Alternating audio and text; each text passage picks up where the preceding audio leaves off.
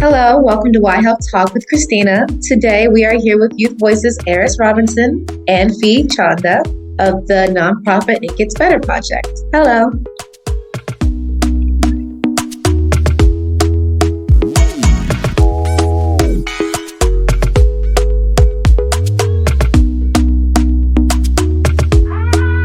Please tell us about yourselves and your organization. I think I can start. So my name is Chanda, and I am a youth ambassador for It Gets Better. And the It Gets Better project is essentially an organization that works to empower LGBTQ plus youth, and specifically through the program I'm a part of, which is Youth Voices. The students get like a variety of different ways to display their identities, such as doing art, participating in films, participating in news articles, and even participating in a national conference which takes place in LA. Hi, I'm Eris. I use they, she pronouns, and I'm also part of Youth Voices. Just echoing everything Fee said, that this organization really helps us tell our own story, and we do it in a variety of ways. I know I'm more of like a writer and a speaker. Fee is more into the arts, so we definitely have like a lot of opportunities to showcase our personal way of telling our unique story. That's great. So can you tell me why Youth Voices should be valued? I think it's pretty obvious, but young people are basically the future of this country. So why should we be silencing the voices of people who are literally going to be our future citizens, voters, and possibly even lawmakers? So I think especially as teenagers, it's not only important that we speak up against issues that affect us, since, you know, this is the future we're going to be living in. All of these old politicians are eventually going to pass away and leave a pretty messed up country for us. And that's why it's especially important that older people and the older generation listen to teenagers, because ultimately you guys are going to be leaving behind a world that we are going to be forced to live in. Yeah, definitely. I think that because we are the next generation of voters. I know I'm 18. I think he's 17. Are you 17? Yep, I am. Well, I'll be voting in the next election, and I feel like my voice needs to be heard. I mean, we're going into the 2024 presidential election, and there's a couple of iffy candidates for me, but I know if there's a few that I really like. And I feel like when the candidates that I like really listen to youth voices, and they see like, this is what we're asking for, this is what we need, this is the things that we're asking for a country we want to live in. And I feel like when we feel heard, we can all create a better community and a better world. And I also think that because, like, as teenagers and as minors, it's important to listen to us, because as a 17-year-old, I can't vote, right? So if people are passing laws that ban gender-affirming care or, you know, don't say gay, I can't do anything, because as someone who's too young to vote, the only people who can essentially make a change for me are the adults. And that's why adults, you really should be listening to us. Yeah, I think we definitely see this like across states, like especially in Florida, where they're banning what kids can talk about, what kids can read, what classes they can take. It really affects us, because what about us? Like, what about the courses that we want to take? What about we want to learn? And everybody's going to be on one side of the political spectrum. So I feel like when you're making laws, you have to make laws in support of everybody, not just your own like political party. Just think about like the different unique lived experience that people have. Maybe people are gay, maybe people are straight. You have to include both sides in literature and include everything when you're talking in certain classes, such as like the AP psychology class that was just talked about in Florida. Yeah, they're banning AP psychology. Yeah. RIP Florida AP students.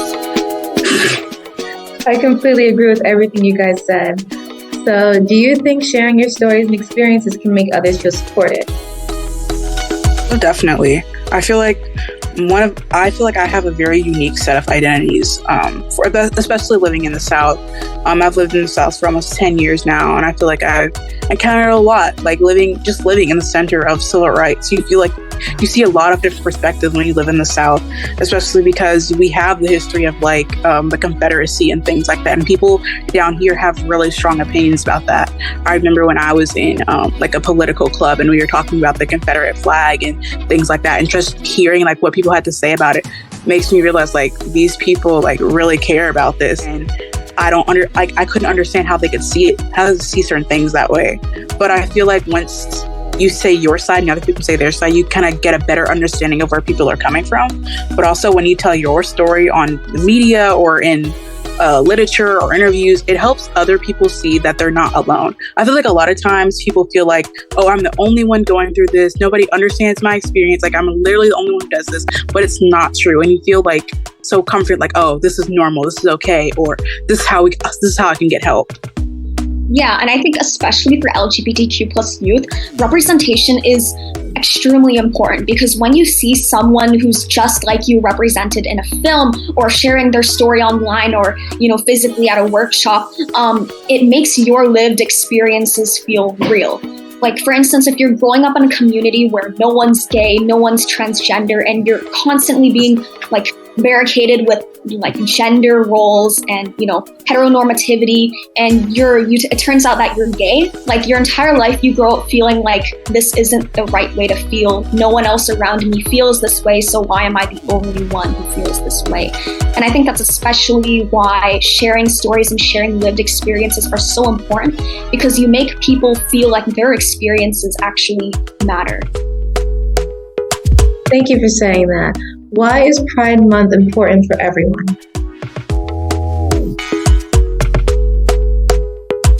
I think that there's this weird misconception amongst anti-LGBTQ plus people that Pride Month is just a day where everyone screams and shouts oh yeah, I like having gay sex, and that's kind of why they're all oh yeah, Pride parades are a fetish parade. But in reality, Pride is just a celebration of inclusivity, and you don't have to be, in my opinion, you don't have to be gay or trans to celebrate Pride.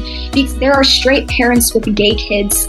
You may have a trans or queer brother or sister or sibling. Gay, trans, and LGBTQ plus folks are everywhere, whether it's your friends, family members, teachers, or the people around you. And I think that's especially why it's important to be an ally. And that's kind of why Pride is essentially for everyone. Whether you are queer or not, there's people around you who are, and it's important that they feel like they have the right to be who they are. Yeah, especially because of historically how we've been oppressed and discriminated. Stonewall was one of the first major events that's considered a pride event, because they were being attacked and they were being discriminated against. We have history of just a couple days ago, the FDA just approved that gay and bisexual men are no longer going to be discriminated against when giving blood. We have been oppressed historically over and over and over again, and this is our time each year to say, hey, we're still here and we're still thriving, and we're going to keep fighting for what we've been fighting for this whole time. So now it's come to a point where we have to fight to be represented in literature, be represented in media and things of that nature. But Pride is just it's just saying we're here and we're not going to hide anymore. Exactly. And I think it's especially important to know that a lot of people say oh, why have Pride, and I think that this is an argument that a lot of anti-Pride folks bring up against different racial groups and a variety of minorities. For instance, they're oh yeah, why celebrate Black History Month? Slavery doesn't exist anymore, as if there isn't a monumental amount of racism still happening. And then they'll be oh yeah, well, it's not illegal to be LGBTQ plus in America, so why have Pride? When in reality, racial fights, the fight for civil rights and the fight for LGBTQ plus rights is still continuing, and Pride is a testament to an ongoing fight. Yeah, definitely. I completely agree. So, what are pronouns and why do they matter? Pronouns are ways for people to identify themselves and ways to identify other people. Especially talking about personal pronouns, that is. My pronouns are they, them, and she, her. So you can use either set of those pronouns to refer to me. My pronouns are they, them. And I feel extremely happy when people use the correct pronouns for me, mainly because using someone's correct pronouns makes them feel seen. And of course, I want to say pronouns don't always equal gender identity, but for many trans and non-binary folks, pronouns are a testament to their ability to identify as such, and a testament to the fact that their identity is real. For instance, I'm non-binary, and when people refer to me as they, them, I feel seen, and I feel like they're recognizing me as a non-binary person. Yeah, I'm also non-binary, so using they, them pronouns as my main pronoun also makes me feel seen. NB Club. Yes. Mm-hmm. What is an ally and how can they support the LGBTQ plus community? An ally is a person who both outwardly supports the LGBT community and also makes space for LGBTQ plus voices. For instance, an ally can be like a parent, a friend, a teacher who provides a safe space for students and LGBTQ plus folks to live their truth. Whether it's a teacher who allows students who are queer and trans to come in to talk to them when they don't have a safe place at home, or whether it's a parent who's providing gender-affirming care to their child in a state that's actively fighting against gender-affirming care, and LGBTQ plus people live their truth and feel as safe as possible. Absolutely agree. I also think like an ally is also someone who speaks up when queer people aren't around. Like the person that calls out discrimination, corrects people's pronouns when they're not there. Someone that just, like Fee said, provides a space where we can talk. That's especially important here in the South. I've been fortunate enough to have a school where we've been able to see teachers have like those many pride flags in the room to let people know, hey, this is a safe space for queer kids to come to. Yeah. And I also want to elaborate on why like making space for queer and trans people to talk is especially important as an ally. I'm going to use the example of like autism moms. So as an autistic person myself, I've heard like the horror stories of like autism moms like speaking for their autistic child, especially when their autistic child is like verbal and, you know, they're speaking for themselves, but the mother is kind of like, or the parents are kind of just like, oh yeah, they're, you know, it's like a puzzle piece. Let's work together to cure this disease, when in reality, it's not a disease. It's just a part of who we are. And similarly to queer and trans folks, it should be, when possible, making space for queer and trans folks to speak for themselves if they're able to safely, rather than talking over us and, you know, trying to speak for what we want and what we need. How can youth learn to advocate for their rights? I think the main way I learned to advocate for my rights was just going to different organizational websites, such as It Gets Better. On It Gets Better website, you see a lot of different like people just sharing their story and saying, hey, we're here and this is how we advocate. I know I got into advocacy becoming president of my high school's Gender Sexuality Alliance. There, where we created a space where we could play games and, you know, talk about the issues that we face as queer folks in the South.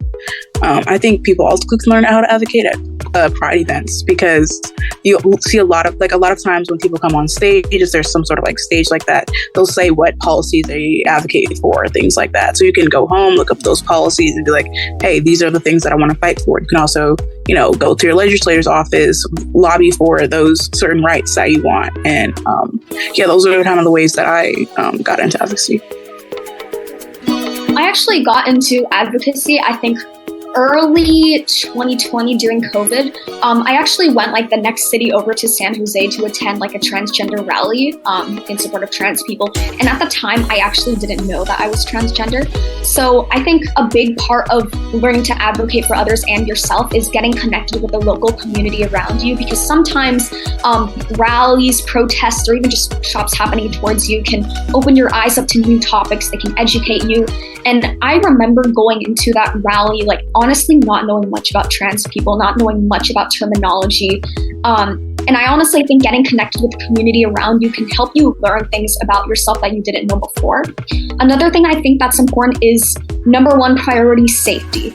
For instance, I live in the California Bay Area, and I am honestly so privileged to live here. I don't exactly have to worry about walking down the streets and getting hate crimed, simply because in my city we have such a diverse community of like people of color and LGBTQ plus folks. So that's one of the reasons why I'm able to protest and, you know, do murals so openly in my community, because I know I don't have that fear of being like hate crimed, tomorrow.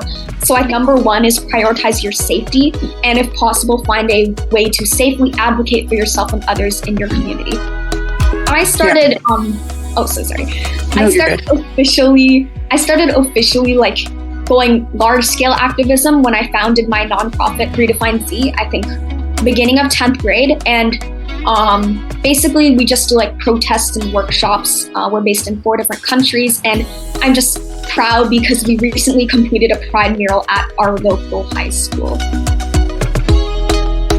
Very proud of Redefine Z. I remember like learning about it. I'm proud of your work in Glisten. Yeah, I've also been a part of, listen, I've been a part of, I've been a part of maybe 4 different organizations just advocating for rights. I've been a part of activist Eris. Yes. I've been part of what? Oh, I was gonna say, Eris, you've also been on Teen Vogue, which is crazy. Yes, I have. I never remember my accomplishments until it's like Not too many. something like that.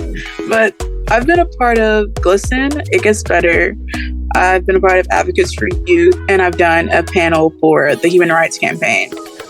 So those are like 4 of the national organizations that I've been a part of.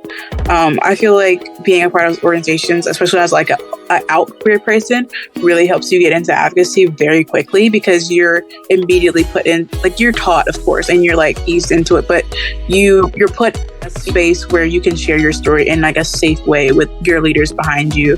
So if you're out, that's what I would definitely recommend. If you're really passionate about advocating for queer youth or any like disadvantaged identities, then you should definitely join some sort of council, join some sort of organization. It really helped us, obviously.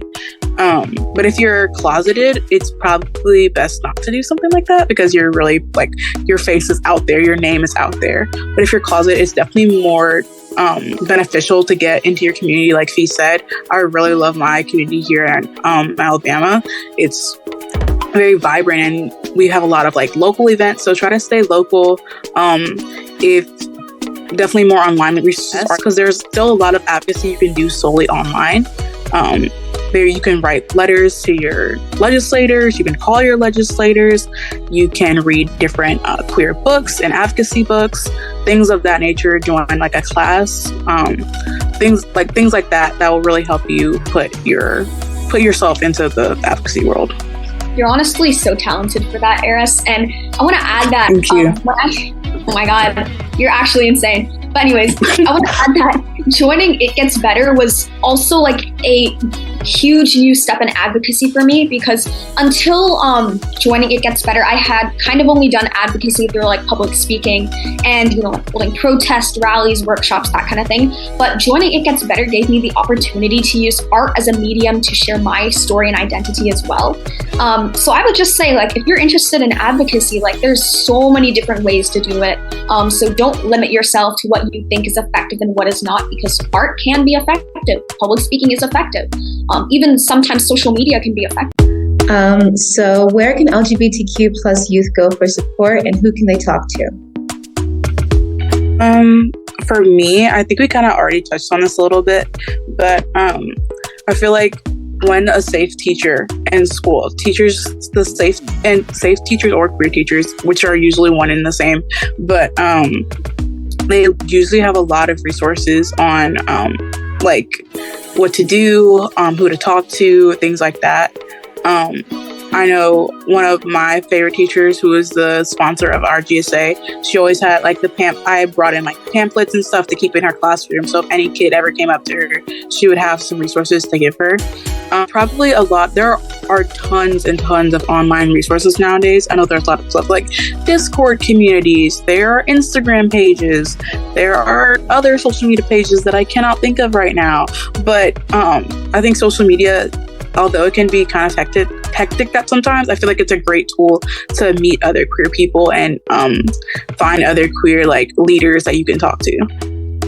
Yeah, and I think social media is a good tool, especially for people who are like, number one, not out in their community, maybe because it's not safe, or maybe because they just don't like have, parental support or school support that would enable them to be. For instance, there's like Instagram accounts like, Impact, like activism accounts. There's online resources like the Trevor Project. There's, I think, Q Chat Space. Like there's so many different ways to get connected with your local and international queer community. And I think if you live in a more like open area, you can find like your local LGBTQ plus center or support groups, your school's GSA, like Eris said, a safe teacher, if your parents are open, your friends, safe adult in your life.